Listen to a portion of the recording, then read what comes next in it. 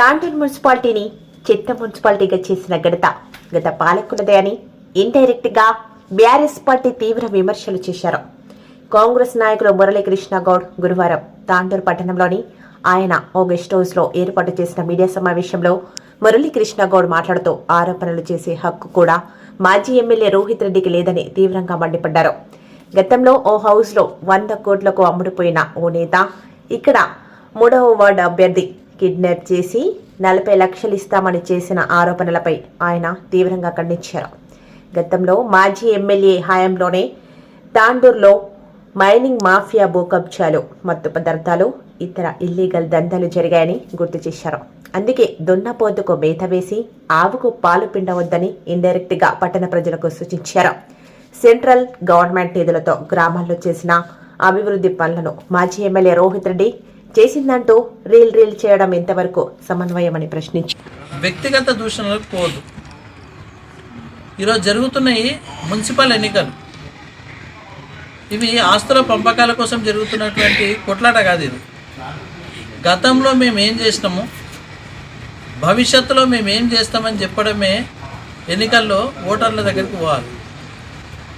అది దాటి అసలు ఏమాత్రం సంబంధం లేనటువంటి విషయాలు, అరాచకాలు, మోసాలు, దుర్మార్గాలు, కబ్జాలు, ఇలాంటి పదజాలం ఉపయోగిస్తూ ఒక అవుట్డేటెడ్ నాయకుడు ఇస్తున్నటువంటి ప్రెస్ మీట్లు ఏవైతున్నాయో, బహిరంగ సభల్లో మాట్లాడుతున్న మాటలు ఏవైతున్నాయో అది పూర్తిగా ప్రజాస్వామ్యానికి వ్యతిరేకంతో పాటు రాజకీయ వ్యవస్థలో ఎవరూ హర్షించలేనటువంటి విషయాలు.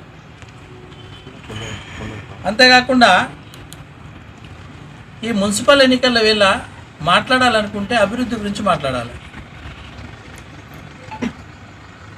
ఈరోజు ఎమ్మెల్యే గారు అయిన తర్వాత, మనోహర్ రెడ్డి గారు ఎన్నికైన తర్వాత ఒకటి అందరూ దృష్టిలో పెట్టుకోవాల్సిన 1-2-3 అంశాలు చెప్తాను.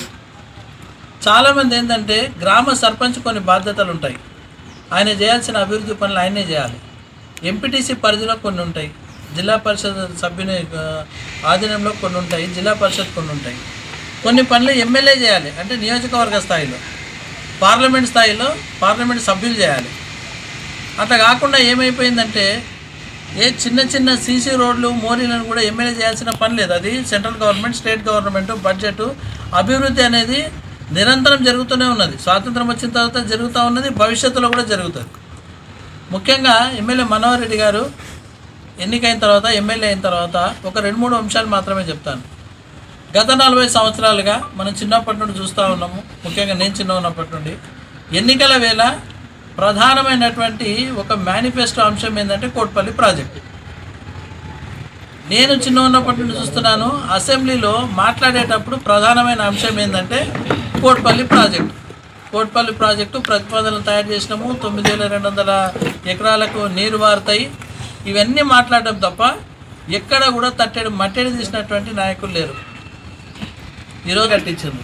అరే హాస్యాస్పదమైన విషయం ఏంటంటే ఇవన్నీ కూడా సెంట్రల్ గవర్నమెంట్ ఫండ్కి సంబంధించినటువంటివి.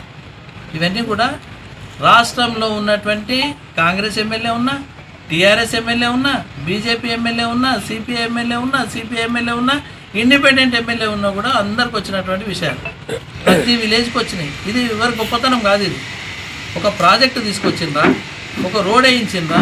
ఇవి చూడండి. ఈరోజు అందరూ కూడా లక్ష్మీనారాయణపూర్ నుండి స్టార్ట్ చేస్తే ఒకసారి మైల్వార్ వెళ్ళండి, ఎంత పెద్ద రోడ్లు తయారైపోయినాయి, చాలా పెద్ద రోడ్లు అయినాయి మైల్వార్ వరకు. ఒకసారి పోతే అభివృద్ధి ఎంతైంది, రోడ్లు అంటే ఏంది మనకు తెలుస్తుంది. కాబట్టి ఈ అభివృద్ధికి సంబంధించినటువంటి విషయాలు ఏవైతున్నాయో, అటువంటి ఆరోపణలు, అవాకులు చవాకులు వెళ్తున్నటువంటి వ్యక్తి ఏదైతే మాట్లాడుతున్నారో ఆయన ఏమీ చేయలేకపోయింది. ఈరోజు ఇక్కడ డాక్ బంగ్లా ఉండి 10 ఏళ్ల నుండి పాడుబడ్డ బంగ్లా అయింది, బూత్ బంగ్లా అయింది. ఈరోజు పోయి చూడండి పనులు నడుస్తున్నాయి. అది ఒక ఎమ్మెల్యే చేయాల్సిన పని. ఆ ఊళ్ళో వచ్చేసి క్రీడా ప్రాంగణాలు, శ్మశాన వాటికలు, అది ఎమ్మెల్యే పని కాదు. ఏ ఉన్నా బడ్జెట్ గవర్నమెంట్ నుండి వస్తుంది, అన్ని ఊళ్ళోకి వచ్చినట్టే అన్ని నియోజకవర్గాలు వచ్చినాయి. ఈ పని జరిగింది. అడిషనల్గా ఇది దీంట్లో గొప్పగా కిరీటం పెట్టుకొని రిలీజ్ చేయాల్సిన పని అయితే ఏమీ లేదని చెప్పేసి నేను సూటిగా మీ ద్వారా చెప్తా ఉన్నాను. అంతేకాకుండా ఇక వ్యక్తిగతంగా తీసుకుంటే కూడా అసలు మాట్లాడాల్సిన అవసరం లేనప్పటికీ కూడా తప్పనిసరి పరిస్థితుల్లో కొన్ని మాట్లాడాల్సి వస్తున్నారు. ఇన్స్పిరేషన్ తీసుకొని మేము యంగ్ లీడర్స్లో బ్లడ్ డొనేషన్ క్యాంపులు బ్లడ్ ఇవన్నీ కూడా మేము ఆర్గనైజ్ చేసేది. నువ్వు నిజంగా కూడా డాక్టర్ సంపత్ని మోసం చేసినావు అంటున్నావు. మరి నువ్వు చక్కగా ఉంటే డాక్టర్ సంపత్ సార్ వచ్చేసి మనోహర్ రెడ్డి గారికి ఎందుకు పనిచేసిన ఎలక్షన్లో నేను ఓడగొట్టడానికే? ఇంగితమైన జ్ఞానం లేకుండా మాట్లాడుతున్నా. డాక్టర్ సంపత్ గారు మనోహర్ రెడ్డి గారి గెలుపు కోసమే పనిచేసిండ్రు, తీసుకొని వచ్చి మోసం చేసినంత. మోసం చేయడం అనేది మాట్లాడిన మీటింగ్లలో మాట్లాడినంత కాదు, ప్రాక్టికల్గా ఇట్లా చూస్తే అద్దంలో కనిపించడానికి కనిపిస్తుంది. నేను గతంలో కూడా చెప్పిన, ఇప్పుడు కూడా చెప్తున్నా, మాట్లాడుతున్న వ్యక్తికి first left first right, second left second right, third left third right. ఒక్కరు కూడా నీకు ఎమ్మెల్యేలో పనిచేసిన వాళ్ళు లేరు. నేను మీడియా ముఖంగా చెప్తున్నా. ఆ రోజు నిన్ను ఓడగొట్టేందుకే ప్రయత్నం చేసిన వాళ్ళు అందరిని తీసుకొని వచ్చేసి నువ్వు కలుపుకున్నావు.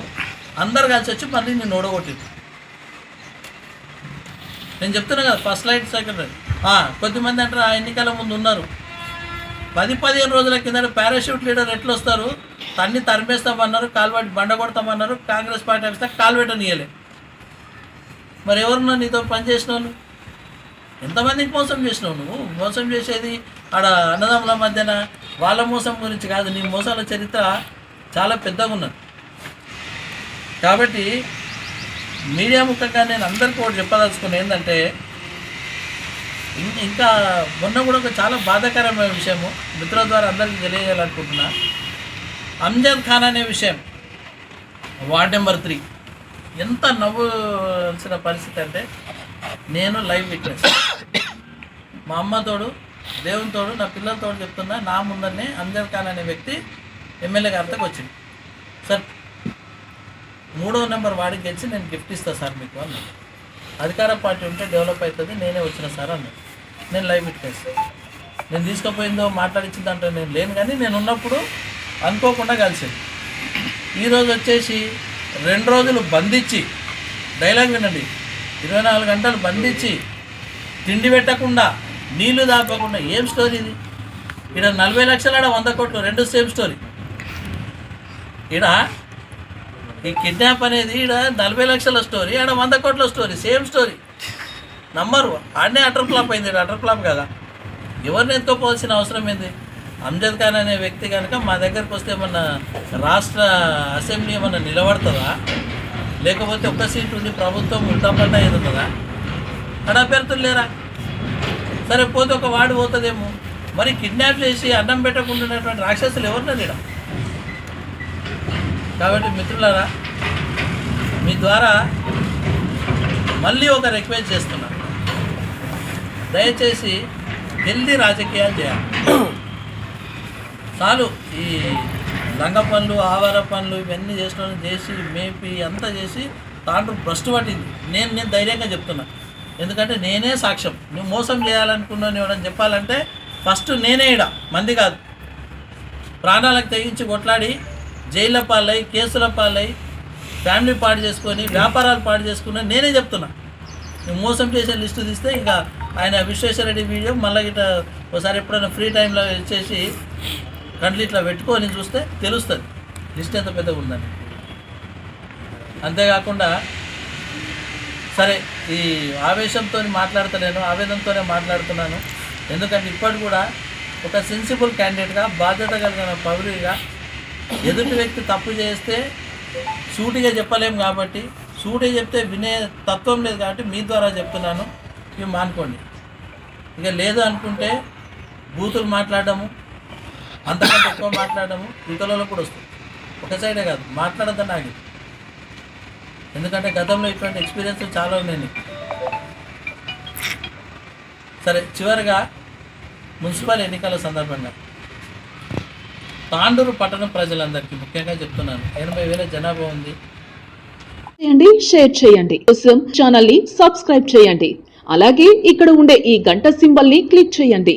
మేము అప్డేట్ చేసే ప్రతి వీడియో నోటిఫికేషన్స్ మీకు వచ్చేస్తాయి.